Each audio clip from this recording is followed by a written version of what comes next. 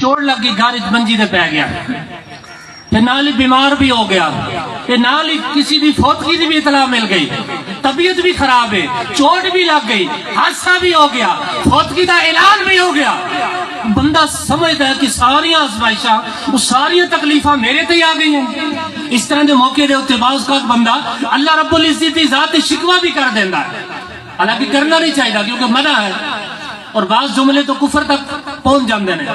تو بندہ سمجھتا ہے کہ میرے اتنے آزمائش کیوں آئی، اے میرے تے تکلیف کیوں آئی، اتنی آزمائش، اتنی تکلیف۔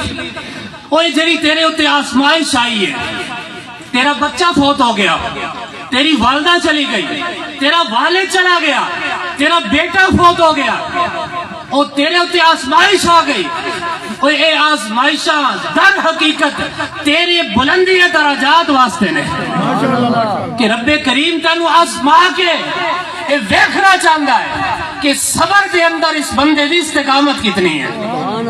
یہ آزمائشاں رب کریم دی طرفوں، یہ آزمائشاں دا اعلان تو خالق نے خود قرآن دے اندر کیتا ہے۔ قرآن کریم دا پارہ نمبر 2 سورۃ البقرہ اور آیت نمبر 155 اس دے اندر پروردگار نے ایک اعلان کیتا۔ ہن اسی اس اعلان نو سمجھنا ہے، اس دے ترجمے نو سمجھنا ہے، اور مفسرین نے جو اس تے کلام کیتا اس دے والے نال 2-4 گلاں جو میں کراں گا اس نو سمجھنا ہے، کیونکہ اصل چیز ہے قرآن نو سمجھنا۔ پڑھتا تو ہر کوئی ہے، ناظرہ وہ بھی پڑھ لیندہ ہے، حافظ ہے وہ بھی پڑھ لے گا، اصل چیز ہے سمجھنا کہ رب نے فرمایا کیا ہے، اے میرا رب اس کے اندر اعلان کیا کرتا ہے، سمجھایا کیا ہے، سانو آکھیا کیا گیا ہے، اصل ہے اس چیز نو سمجھنا۔ تو ہن اسی اس چیز نو سمجھنے کی کوشش کرنی ہے۔